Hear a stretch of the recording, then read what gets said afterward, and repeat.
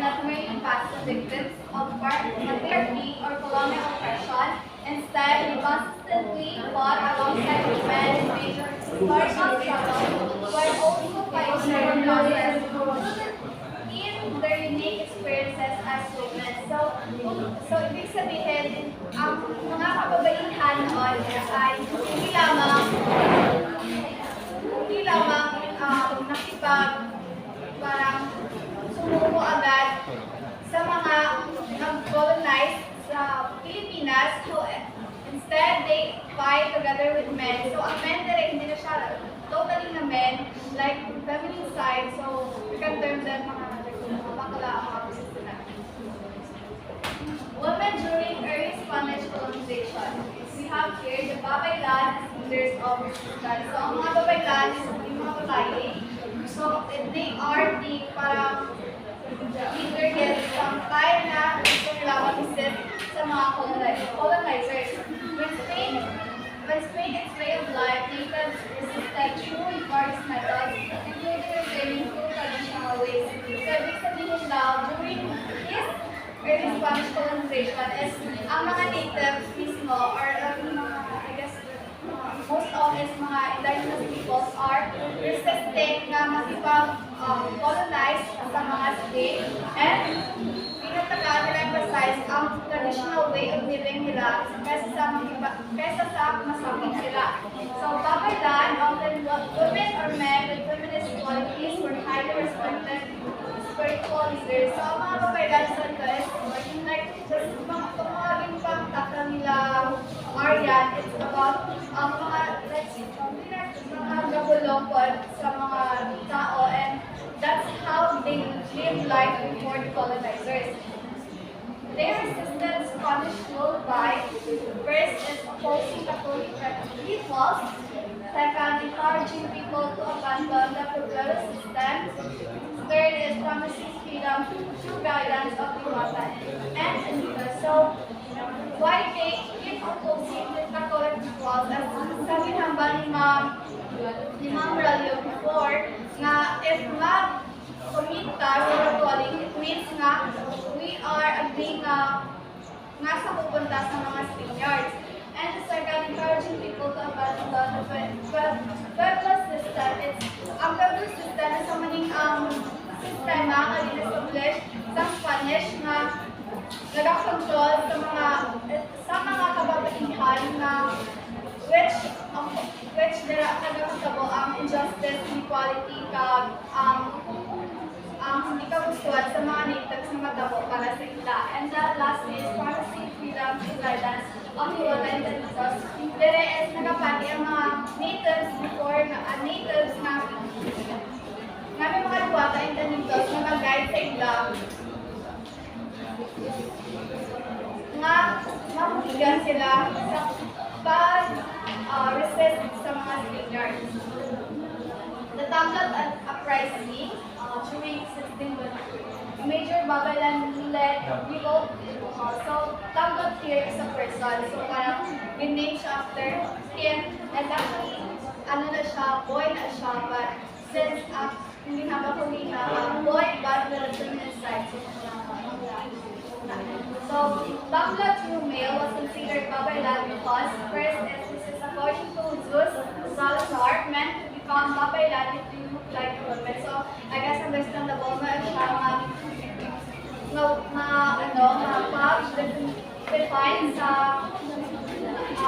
Babaylan. Then the second is Tanglad descended from Babaylan, given spiritual authority. So, kumbaga daw, second naman is Tanglad daw is like a given men na may some like power to speak to the Diwatas or Inisos and then ang munang mag-guide sa ila.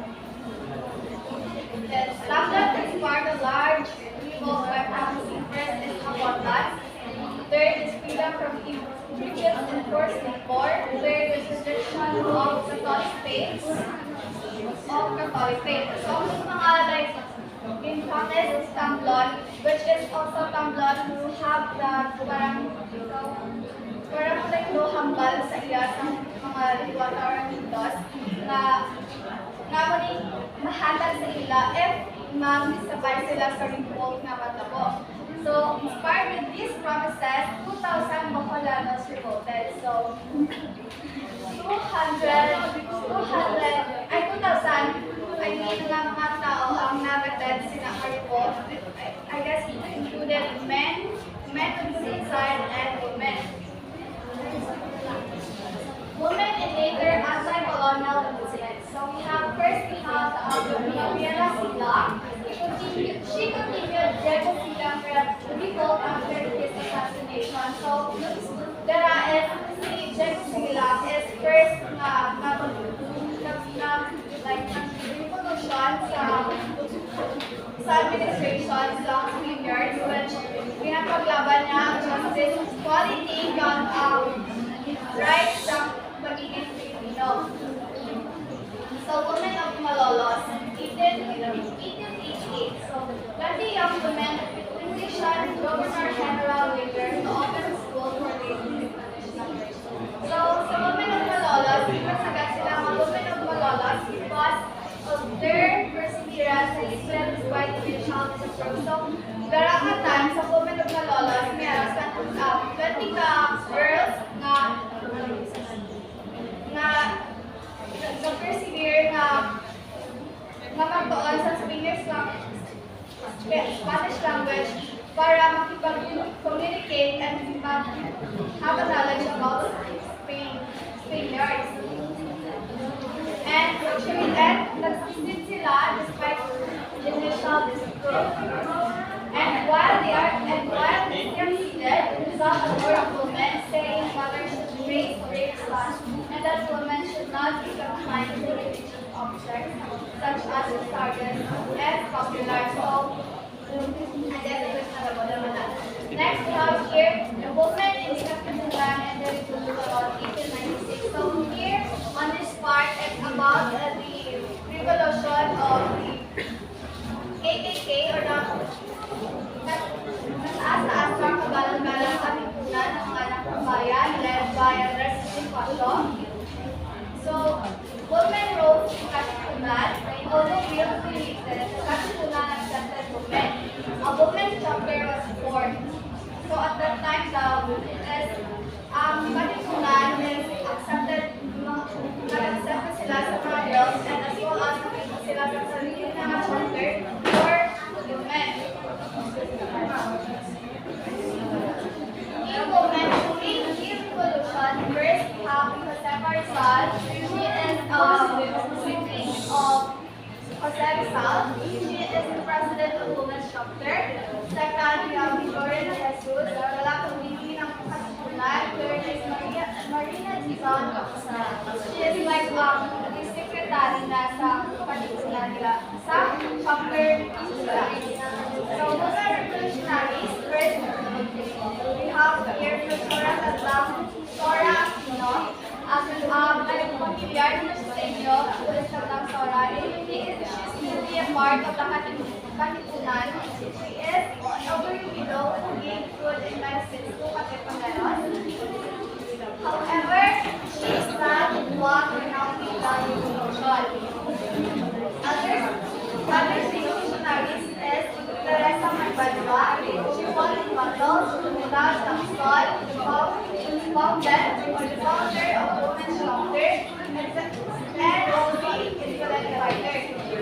Third is Agueda Macapagal, recognized as Women General Ahit Laguna. So as you can see, or as you can reflect, during this Women Katipunan Revolution year 1896 is women is trying to really fought for what they think na ma-deserve nila and their right na mag-move up and be stand as a woman.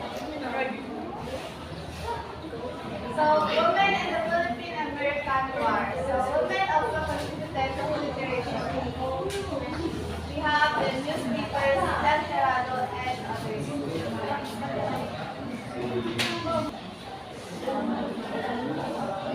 Continuation of the woman in the Philippine-American War.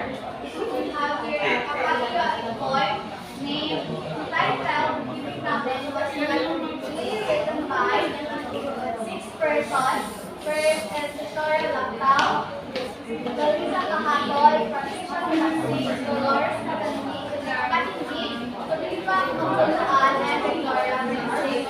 So, we have here guys, quiet na guys.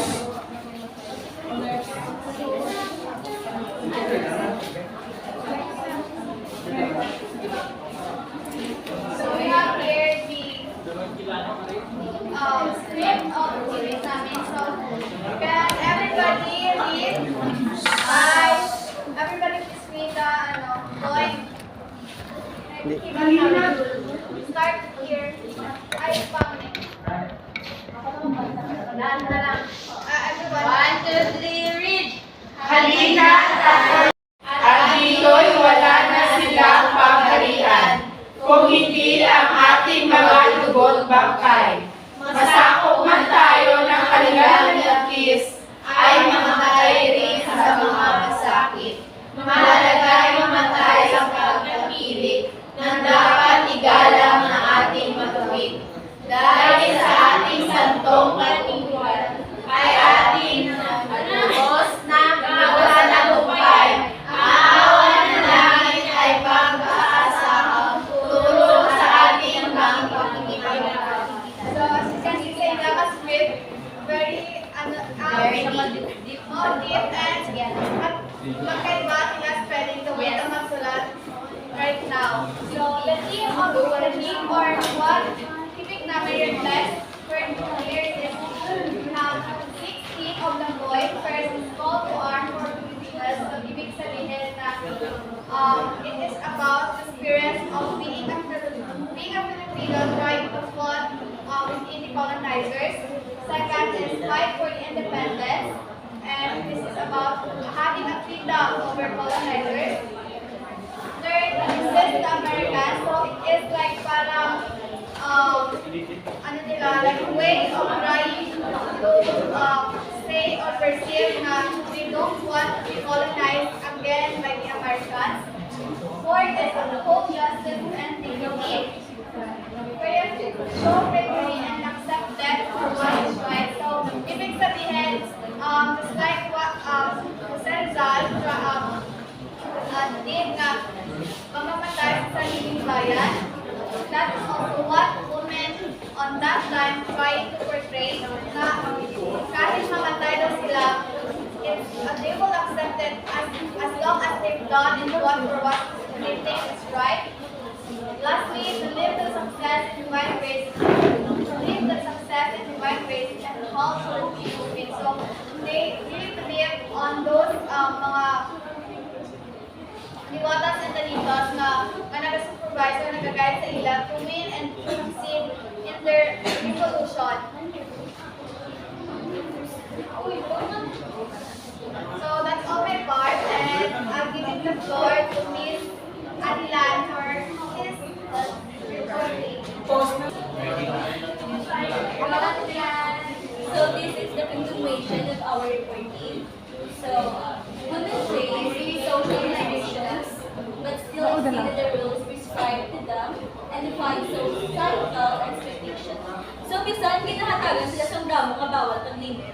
Ang mga babae dati is nalabot gihapon nila nalabot gihapon nila ang mas dako pa nga kaya nila mahimos. So, dati gina-expect sa society nga, babae ka. Sa balay ka lang, hindi ka pwede maghinta sa public affairs. Pero ang mga kababaihan dati, na kaya nila na putong, ang mas kaya pa nila ang mahiwa, mas dako. So, gin-define nila ang expectations, meaning, wala sila nagpate sa label sa society. So, they went beyond what people thought they could do. So, next is, their active participation showed that women did have as much stake as men in certain niches, requiring their injustice. So, tungod active sila, na-prove nila nga equal lang sila ka-importante sa mga lalaki. So, hindi sila decoration, hindi sila spectator na. So, in any issues nga importante, like war, politics and community concerns, may ara sila sa rights nga mag-decide kag mag-participate. Women's experiences were unique and distinct from men's, shaped by the patriarchal status. So, lain kitang experiences sa kababaihan nga kay patriarchal ang society, meaning man-dominated. So, ang mga babae, daw sila sa restrictions.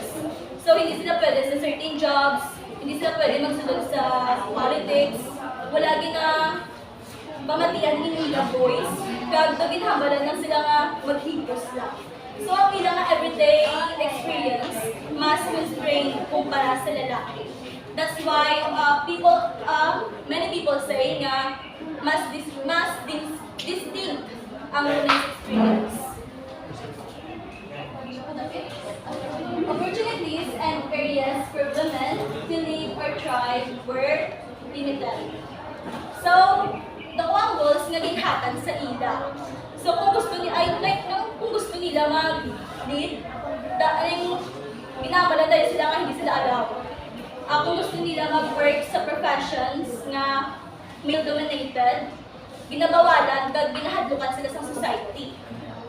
So, ang mga lugar nga pwede sila mag-succeed, gamay lang, daging bala sila how. And this is why women had to fight extra hard para makita sila pag mag-succeed. Two main responses emerge from women during these struggles. The first is making the most of the space allowed. Women work within socially accepted roles rather than challenging them directly. So, ang first reaction sa kababaihan kay limitado lang ang space na ginhatag sa ila, gin-maximize nila kung ano lang tong ginhatag nila, kung ano lang ang allowed. So, instead of giving up, nag-focus sila sa kung ano lang ang ginhatag sa ilang space. So this shows nga bisan gamay lang ang ginhatag sa ilang space, gina-try nila gihapon mag-serve kag mag-contribute. Organizing initiatives. Many women, instead of going to the battlefield, created organizations to help wounded soldiers and war victims. So, sa second response, mas creative sila. Kaya hindi sila pwede sa battlefield, nag-organize sila sa organization like Cruz Roja or ang Red Cross. So, ang purpose nila is mag-collect ng funds, mag-provide sa ayuda, magbulig sa mga nasugatan ng mga sundalo, at mag-support sa war victims. Meaning, may limit sila pero wala sila nagpalimit. Instead of combat, nag-lead sila sa humanitarian work. Next is, some women began expressing ideas about the role of women in the revolution and how they should participate.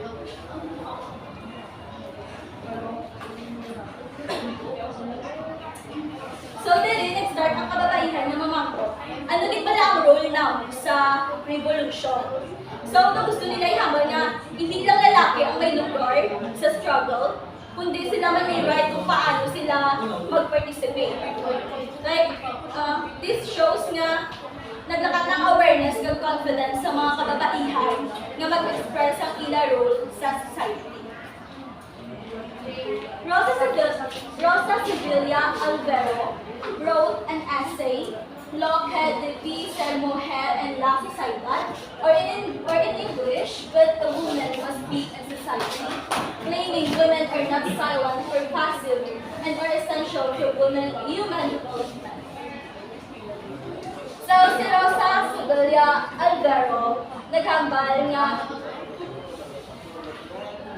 ay ito gina-emphasize niya sa iyang essay, which is the But a Woman Must Be a Society, na hindi dapat magdantaw lang ang iyang essay, hindi kami dapat magdantaw sa amon nga silent kag daw sila.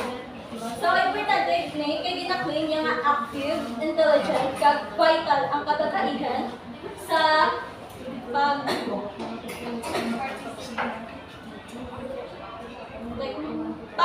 paguswag. Basta paguswag sa society.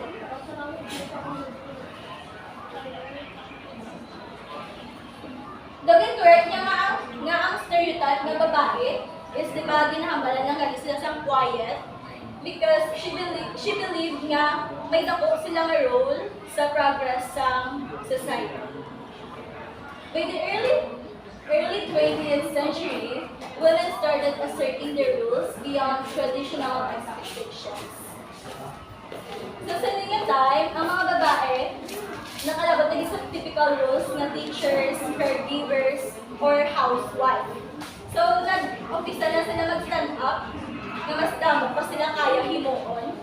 This means nag-stronger ng ila voice kag ila desire for equality. Juana Castro wrote Rehabilitation de la Mujer, or Rehabilitation of the Woman, advocating for women to enter professions beyond teaching and caregiving, like law and medicine. So today, nang gina-question ni Juana Castro nga lalaki lang ang pwede mag-lawyer, like kaya man sa mga babae. So, dili nga push nga dapat hindi lang sa teaching kag caregiving confined ang women. She challenged society nga babae man may mga right mag professional jobs, not just female jobs. So, next is, Castro also urged the revolutionary government to set up schools in every town for both boys and girls. So, ang idea na dere is, kung gusto natin na equal ang society, dapat equal ang access to education. Ginabarya nga dapat may school sa tanan ng populasyon para sa mga bata, mga lalaki kag babae, and no discrimination. Next is women face absurd accusations from anti-suffrage men, but they continued fighting for voting rights through public hearings. Most women's clubs supported the movement, proving women want to vote. So in this part, makita natin nga isang ginahambalan ng mga kababaihan sa mga lalaki nga daw hindi sila angay mag-vote. Wala sila nagpa-under-yes. They fought back during public hearings, meaning nagatubang sila sa lawmakers kagin defend nila ang inner right. Plus, halos na nga women's club sa Pilipinas nag-support, meaning majority rin sa kababaihan gusto mag-vote, and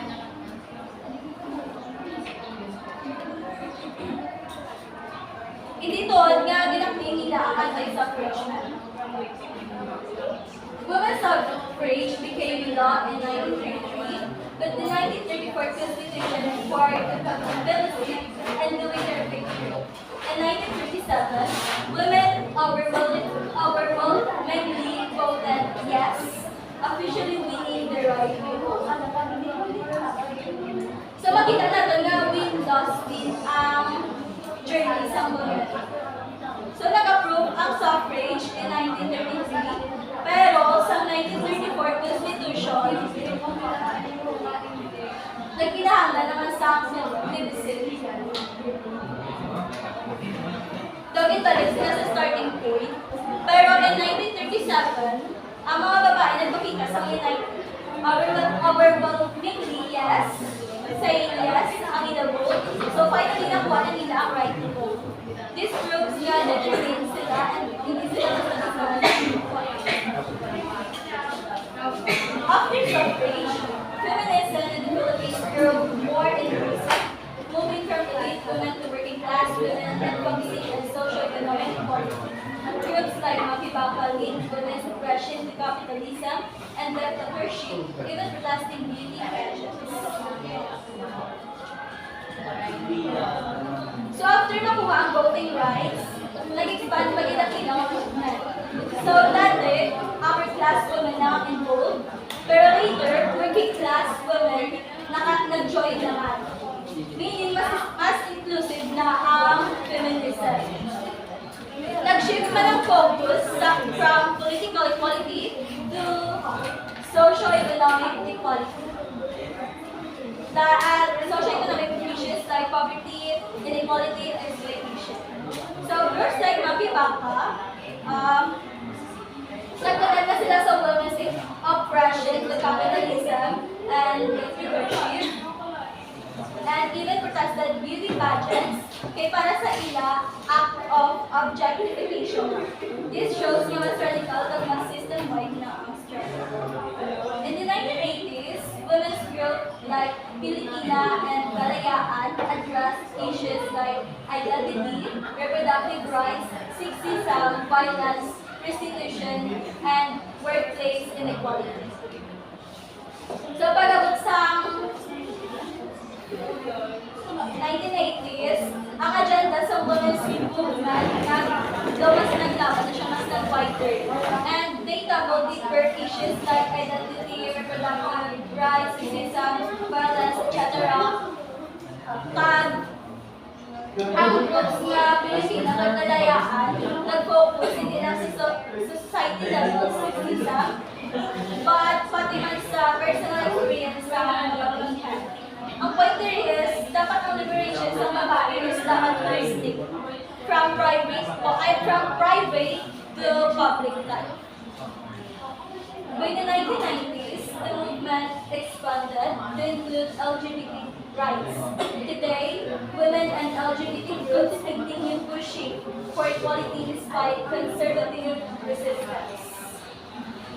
So pagabot sa 1990s, hindi lang kababaihan ang focus, nasali naman ang LGBT, which includes the feminism, and dismiss nga ang struggles for equality, at nag-expand na gano'n siya sa all gender equalities. As a subong, women and LGBT groups, nagpapadayon sila sa ilang rights or ginalaban nila ilang karapatan dari sa kaya di ba laban ganun may mga gyapon may mga may mga hambal gyapon ng so kasi subok pa tayo gito sinabi that's thank you ayun na rin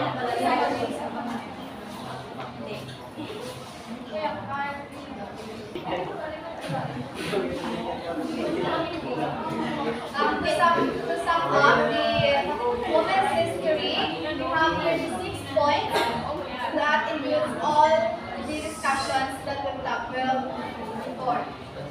So number 1, women were not passive victims of colonialism or patriarchy. They actively resisted foreign rule. So it means that women didn't stop from what others, wala sila nag-stop to fight for what they think nga tama para sa ila and what they deserve during those times and until now, we are still fighting for our equality in the society. Women joined formal nationalist movements such as the Katipunan, participating as leaders, fighters, record keepers, and providers of aid. So, on the second point naman, during those times, from what I've tackled kanina, mga women revolutionaries is they joined for them na para maipakita sa mga kalalakihan na they can do what men think na hindi nila mahimo, and that made them until now we are inclusive na sa mga leaders, being professionals, kumbaga. Women supported the revolution in the writing literature and poetry that inspired nationalist sentiment. So, not just mga lalaki lang ang pwedeng nakahimo, like magsulat or being educated. As what I've tackled kanina, about 20 young women na they really pursued na mag-study some Spanish language para lang makipag-communicate and how to get to know about Spaniards. So at that time, the title given na mga kababaihan before to really ipahibalo ang ilang sentiments about being seen and having a justice and equality. Women shape early feminist discourse, arguing for education, social roles beyond domestic life, and political rights. So here, women decided to go beyond what society thinks. So they are really urging for education, social rules, and being also in the political field para lang ipakita nga we are not just women, we are the women that can support and serve people also. The suffrage movement was long and contentious, opposed strongly by conservative men, but women's perseverance led to the 1937 recognition of the right to vote. So right here is as first sila na sila sa number one na they really fought for their right as a woman. So at this time, they are urging and they succeeded mag-boto para sa kagustuhan nila mga leaders and as well as sila ang magiging leaders sa society. And lastly is modern feminist activism evolved, addressing not only political rights but also social, economic, and cultural inequalities. So that's because of the women from the past go beyond the expectations of the society. Right now we are trying the society to be more inclusive and be more open, not just to women but also sa mga LGBT natin na until now they still facing discrimination, inequality, and even injustice. And that having a woman advocacy, we are trying to help them na magiging inclusive sila and magiging part na sila sa society, accepted and well acknowledged